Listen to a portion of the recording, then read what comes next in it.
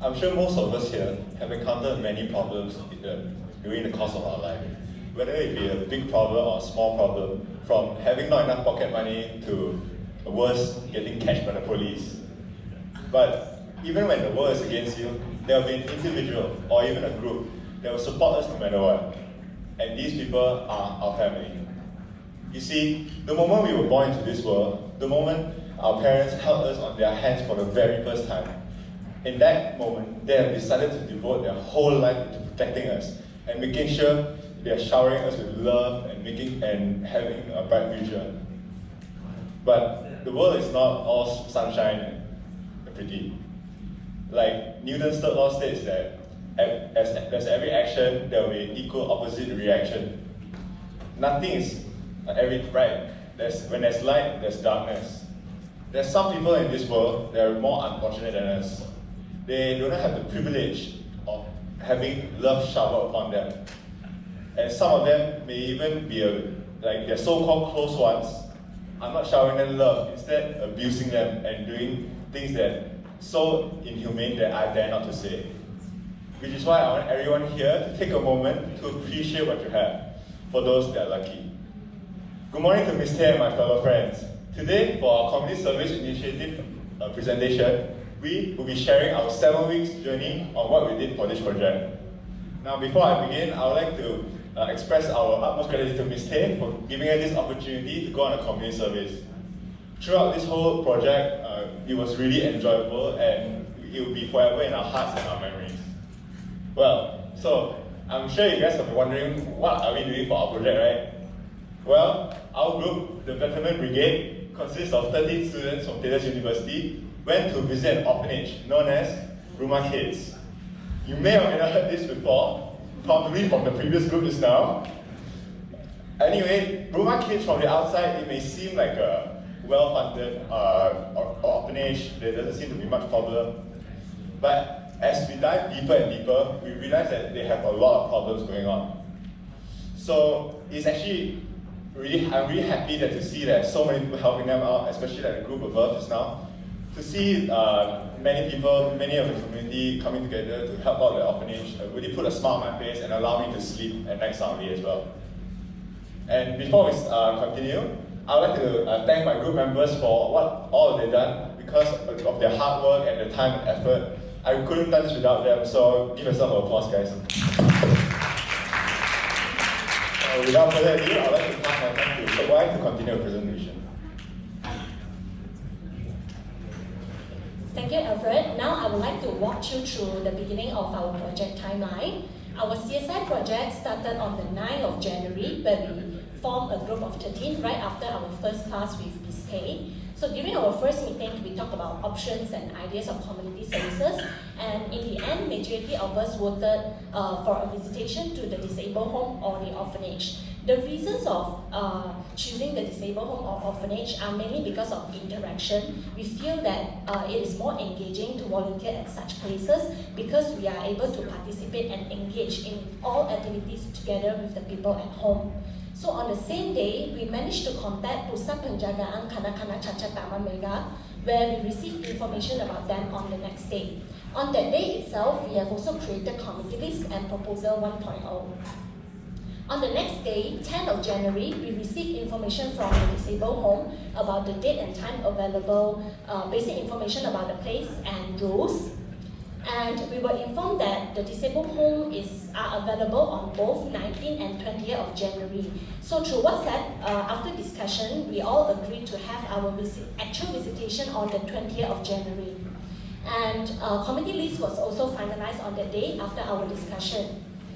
On the following day, 11th of January, proposal was sent to the disabled home, and the actual visitation date was also confirmed. After much planning and discussion with my teammates, we realized that having the actual visitation in just less than 2 weeks' time was really rushed, and at the same time, we cannot have a pre-visitation with them. So, in order to plan things out better, we decided to postpone our visitation from 20th of January to 13th of February, and so we quickly informed the disabled home about the changes on the 13th of January. 3 days later, on the 16th of January, unfortunately, we were informed by the disabled home that they are not opening for any visitation in the month of February because of Chinese New Year holiday. So on the same day, we had our second meeting, and together we tried to look for more beneficiary groups. About a week later, we managed to arrange a meetup and a pre-visitation to an orphanage, which is Rumah K.I.D.S. On that day itself, we have made proposal 2.0 with further updates. And finally, our pre-visitation was on the 23rd of January at Rumah K.I.D.S from 11 a.m. to 1 p.m. Now I would like to introduce you the orphanage. It is named Persatuan Kanak-Kanak Ini Disayangi, also known as Rumah K.I.D.S. Rumah K.I.D.S is a home for orphans, abandoned children, and children of abuse. There are actually 2 homes in Selangor, one located in USJ Subang Jaya, which is a home for boys, while the other one located at Klang, which is a home for girls. So the home that we actually visited was the one in USJ, which housed 20 children at the age of 5 to 17 years old. So in USJ itself, there's actually 2 houses, which located just right next to each other across a road, where house 1, which is the main house, is for the children to gather, have meetings, and have their lunch and dinner, while house 2 is for the children to shower, study, and rest. So at Rumah K.I.D.S, the children are provided with basic needs of food, clothing, shelter, and education, and all this thanks to the house parents, Mr. Eric and his wife. So during our pre-visitation on the 23rd of January, we met Mr. Eric and we handed in proposal 2.0. So during the pre-visit, Mr. Eric shared with us the background of the orphanage. He also shared with us his stories about how he ended up being a father to all children at the home, and also some stories about how the children are here at the orphanage today. So Mr. Eric was actually a businessman, and his wife was an accountant before they took over the orphanage. So back then, Mr. Eric always made donation and help fixing stuff at Rumah K.I.D.S. So he was actually quite close to the children there. And one day, he was told that the children were not treated in a way that they should, and there were some issues with the management as well. So basically, what I can say is the management has more of the money than the well-being of the children. Yeah. So after going through some complications and events, Mr. Eric and his wife decided to take over the orphanage. And it was a big sacrifice from them because, according to Mr. Eric, his business was going pretty well, and he was forced to hand it over to his uncle. While his wife, who once held a pan in her office, are now forced to hold a pan in the kitchen. So it was really, it's not funny, but it's really touching to see Mr. Eric and his wife, a very kind-hearted couple who are willing to give up their jobs just to take care of the children at Rumah K.I.D.S. So before the pre-visit ended, Mr. Eric requested a scientific calculator and 2 mathematical geometry sets. He also asked if we could help with the mural painting at the living room, and yes, we did it in the end. And finally, the actual visitation date was also confirmed on the same day, which is on the 13th of February from 10 a.m. to 5 p.m.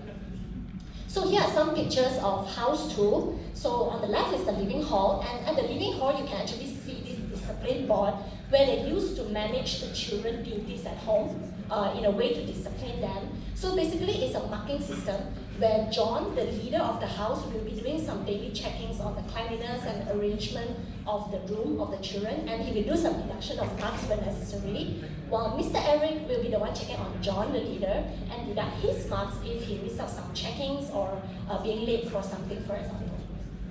So further into the house, there's this area where the children used to study and does their homework. So this study area is well equipped with books and shelf, dictionary and desktops. And beside, there are 3 rooms upstairs, which equipped with double-decker beds and shelves for their clothing in each of the rooms.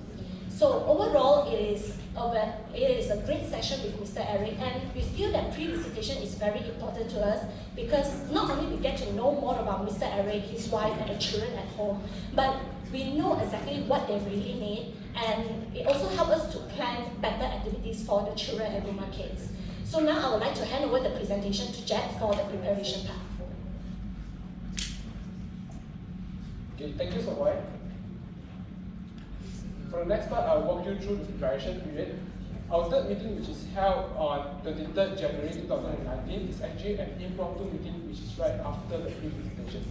This is to ensure everyone is understand about the children's and also the organization's background. And in fact, after the presentation, we have established that out of about 20 beds, only 2 beds have bed sheets, and they need our help in mural painting for one small part of the wall. And students need compass set and also scientific calculator for their own studies. Yes, we do set some ground rules for the event. First, do not ask for the family background, like why are they here or where's your parents? And avoid taking pictures with only one child. According to Mr. Eric, they have bad experience when people use their picture to collect donations and funds without their consent. And of course, we are all adults and they are all children. So Julian, please mind your own language. During Chinese New Year holiday, everyone is quite busy with their own event, so we try to keep each other updated through WhatsApp. And these are the points that we discussed over the phone. Site rules validation on what rules do we have to meet the day, arrangement for procurement, about a shopping list on what we need to buy, event flow and scheduling, and planning for activities that brings moral value, and also try to introduce them to the construction industry. Here's the event flow for the actual day. Transport from Taylor's University to Rumah K.I.D.S, and we'll reach there at about 11 a.m. We'll start with mural painting first. After that, followed by our activity ice breaking, spaghetti tower, and also art and craft. Throughout the whole process, Julian and Kuzu will be in charge of the photos and also the video production. From procurement department, we first generate a shopping list on what we need to buy, then survey for the best product available in the market. After that, we seek approval from financial controller to make sure we have enough cash to spend. There's a few factors that we look into before buying a product. First is about the price. Buying online or retail. Online will usually be cheaper, but it takes longer time to deliver to our house, which will lead to our next point, which is the time that we have the time frame. We also look into the quality of the product. If it's an online product, we try to read feedbacks and reviews of it. And this bed sheet is actually the actual product that we got done. We got done 20 of it. It has 800 trank pounds, which is pretty comfortable. We try to ensure all the donations given are good qualities, comfortable, and also long-lasting. For food catering, since they are all children, we ensure clean food and also a balance of nutrition, since kids need more nutrition in order to grow. And we try to look for food which is reasonably priced and also supply to the doorstep, which is more convenient for us. And at last, we landed with Josh with only 10 ringgit per bucket, inclusive of the drink. And the menu selection is actually done by the person in charge of Rumah K.I.D.S, which is Mr. Eric. We have come up with a few designs for mural painting, all with different quotes, and we shortlisted 2 of them for Mr. Eric to choose at the end. And as you can see, the right bottom corner is always empty. This is because there will be a cupboard that's blocking the view. And there are 2 meetings being held among the artists. First is about planning and design of mural. Second is about buying materials and equipment. The factors being considered are the color that we use, the timing, which is about 3 to 4 hours, and the space available, which we may need leather, and materials and equipment that we have. Our final meeting is held on 11 February 2019, 2 days right before the event. This is the time where we have a trial run and rehearse all the activities. And also wrapping of gifts to make sure everyone at least got something to make them happy at the end of the event. And we also did some additional shopping and also planning for videos and individual reflection. And few days before the event, in the midst of purchasing things and also finalizing all the goods, Mr. Eric actually requested for a pressure cooker. And based on the time, based on our book, it is actually not practical and feasible because about 70% of our cash has been spent, and we do encounter other problems like over budget on certain goods, and also some unforeseeable costs which we may not thought of it while producing the budget. But we try our best to fulfill its request. After several reflections, these are the solutions that we come up. First, we try to cut costs. We carpool from Taylor's University to Rumah K.I.D.S. That reduce the mileage. And for bookmark, we instead of handcraft, we do digital printing with glossy paper. That also reduce some of the cost. For materials that we haven't buy, we find substitute with a cheaper price, and we do actual cost calculation. And in case anything goes wrong, we just make amendments in a timely manner. Most importantly, all this effort is to make sure that every single cent spent is at the right place and also bring benefits for the children. To recap the whole preparation period, it's a very short time frame, and with a group capacity of only 13 members, it's very hard to get everyone to sit down and discuss about the events. Our arts and craft is based on the Chinese New Year theme, which is the Ang Bao, and we try to input construction knowledge into our games, which is the spaghetti tower. Throughout the process, it is not easy. So I believe that effective communication is the key that brings everyone together. And thanks to our leader, Alfred, that keeps things together and keeps things on track and make it happen. For the next part, I'll pass it to Colin.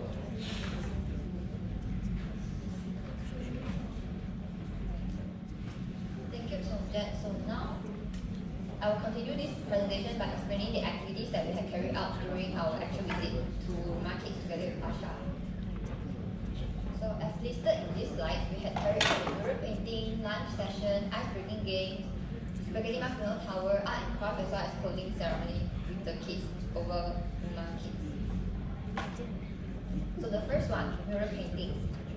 We have to thank our amazing artists, Xuanyin and Yixi, who have been working tirelessly since 10 a.m. to produce this beautiful and inspiring artwork. Why are we doing this? It is to leave a meaningful message to the kids, which is love one another as I have loved you. So we started off by showing a few designs to Mr. Eric for him to choose, followed by Yixi measured the spaces required for the mural painting, and then Xuanyin outlining and painting the design on the wall. I would say this piece of artwork is the combined effort of all of us here who are assisting in placing the ladders and newspapers, arranging the furniture, and other inexpressible help which were crucial to make sure that we got this mural painting completed on time. So here is the comparison between the wall before and after we painted it. Spot the difference. It was so satisfying when the children there told us that this mural painting is enlightening. Moving on, lunch session. As mentioned earlier, we managed to finish our mural painting before our lunch hour at 2 o'clock. So this gave us a first-time opportunity to have a lunch and bonding session together with the kids. So our volunteers here help in distributing the food and drink to the children while introducing ourselves and get to know about the children. So here's a picture of us helping to distribute the packed food, and the children there were so sensible that they even got set up their own seats and got to their own seats in a disciplined manner. And here's another picture of us having our lunch with the kids after their prayers. So here comes the most interesting part, which is the ice breaking session. So it was held between 3 to 3:30 p.m. and our aim is to engage with the kids there by playing some games with them. So we split this session into two parts. The first part is the self-introduction, and the second part is the blanket game. So for the self-introduction, we first started off by forming a circle while holding hands with one another. Then our commander, Alfred, asked us to raise our hands while introducing our names, schools, and where do we study. So this was not just for us to get to know one another, but to prepare us for the next game, which is this blanket game. So Swan and Alfred took lead as the game masters for this game, and the steps were as follows, where participants were split into two groups, and each group is separated by a blanket with one chair placed on each side. So with both groups ready, the blanket will be dropped. Participants sitting on the chair must be the first one to shout out the opponent's name in order to score 1 point. So let me show you a short video clip of how it all works.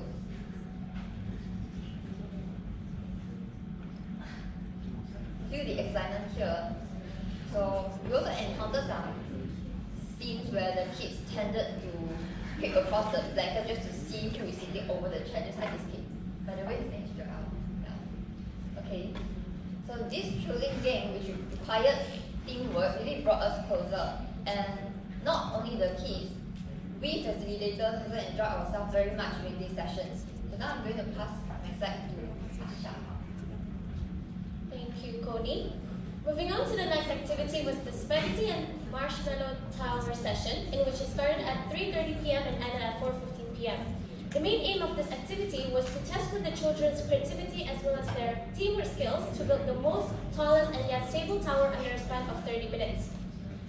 So, moving on, we had decided for this session to divide the kids into 5 groups, into which in one group there should be at least one facilitator. So the first group was facilitated by both Ziyu and C.S.I, second group Alfred and Wan Cheng, third group Yisin and Xuanying.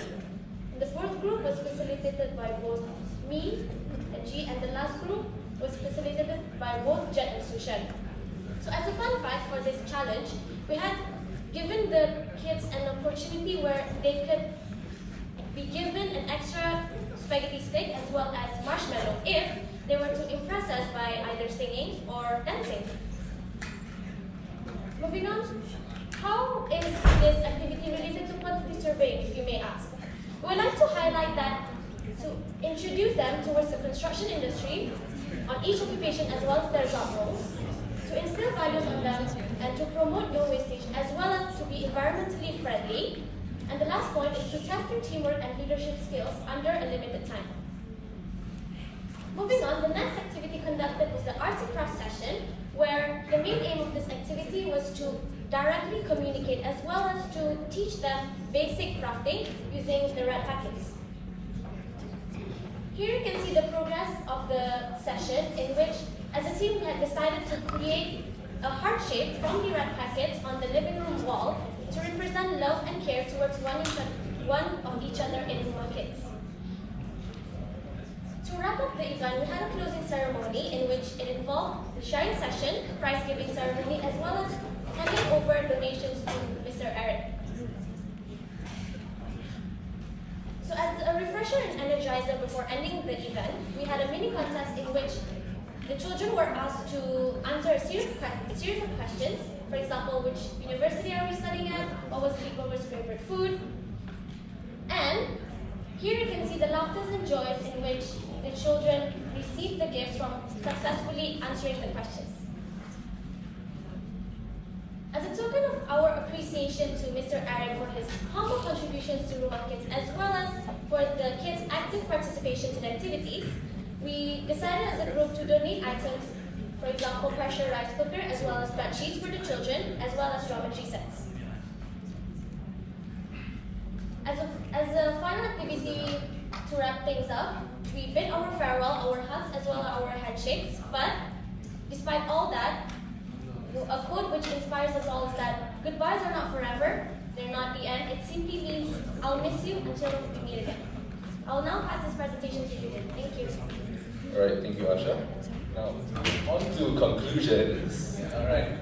Okay, there are a few crucial summaries I would like to emphasize on, which are the pre-visit phase, on-site visit phase, post-visit phase, as well as to tell you on what's the benefits of reaching out to this community. Not to worry, I'll explain all of this in detail. Alright, firstly, pre-visit phase. Yes, a proper planning has to be done as a team, as we have to be methodical and sensitive on achieving a specific goal in this project, and a to-do list is made as well, and to make everything organized. And other than that, a good communication is a must so that we will avoid conflicts as a team. Next, preparation. So right before we get all of our purchase items, we actually have our very professional financial advisor, Mr. Heng. Okay, he does all of our budgetary planning and control, so we are ensured all our items purchased are within budget. And throughout the process of purchasing the items, we actually try to filter out the best option to look for the most useful items that the kids can use in the future. And right after that, we actually did brief rehearsals as well as to settle all the gift packing right before we visit our actual visitation. Now, time management. Very important as well. It requires a prompt discussion within our group members, so every single one of us would be able to understand the project timeline. And to do so, we also managed to prepare an on-site visit agenda so that we are able to understand the flow of the event to make it smooth. And lastly, at this stage, we must always set an expectation as a team, because we have to always expect the boons and banes, the good side and the bad side. So on a good note, we actually hope that everyone will have a splendid time together. And also for the kids, we also hope that they would appreciate our efforts, because a smile from them is actually a satisfaction for us. Now, on a bad note, we have to take into account of this, that our food delivery service may delay, which is why we need to be aware of this and keep track with them 2 hours earlier before their ETA to avoid this issue. And last minute add-ons, we also have to expect, which is why I said earlier, proper planning is required. Now, the next phase, on-site visit phase. Alright, crowd engagement. So, right after the kids came back from school, we actually had lunch with them as a pre-bonding session. So throughout these active conversations, I actually found out that they really love football. But I have no idea why. They don't like Arsenal. Very disappointing. Okay, now, on the most fun part of the day, activities. So, each and every activities that we implement, we actually carry out values, a purpose.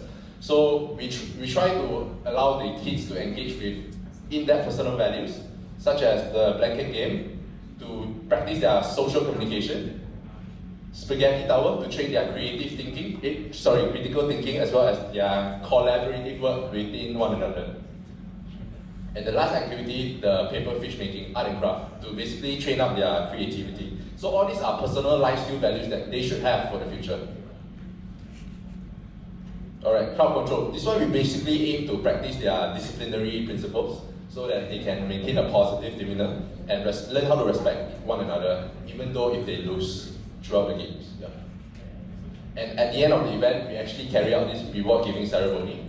So basically, this one we aim to reward all of their contributions. So this will help them to boost up their confidence as well to give them a sense of achievement. So on the side note, we actually hope that the kids would cherish the rewards and understand the outcome of working hard. Okay, after the event is done, post-visit phase. So right after our visitation, we actually came back to campus to settle our reflection video. So there are thoughts in our mind saying like, what are the impact of this project, and does our role help, and what's our next move? So all of our team members have agreed that this shouldn't be a one-time thing, as we are truly in touch with them, and we will definitely go back to Rumah K.I.D.S again. Alright, next, post-mortem. Basically, this is to help us filter out on what mistakes that we have done and how to improve for our upcoming visitation in the future. Yeah. Now, the next part, future plannings. Like I said earlier, to link back, we will definitely visit Rumah K.I.D.S again. So to do so, we maybe can help to promote this organization to our families and peers, perhaps organize a fundraising campaign for this orphanage. So on the side note, we also can take other opportunities to help out different organizations out there in this community. I think it's really important for everyone to contribute as well. Alright, lastly, at the end of this stage, after everything is done, monetary claims. Don't forget, okay? So to do so, this process, we have to retain our receipts for items purchased. So for transports, remember to capture your mileage, reading of mileage, and at the end of the day, we must finalize a financial report. Okay, so like I said, the learning outcomes does not only go for the kids, but for us, our whole committees, we actually learn how to manage an event as well, and how to manage a project's budget. So yeah, all these are a very good outcome. Okay, lastly, the benefits of reaching out.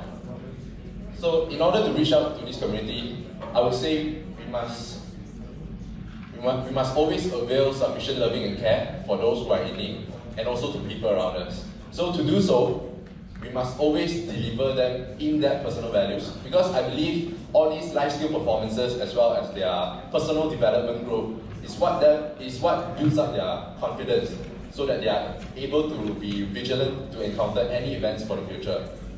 Now, I would strongly encourage every single one of you to stand tall together as one in this community, to reach out for the needies. Because why? Our single effort will be adequate to make a person smile.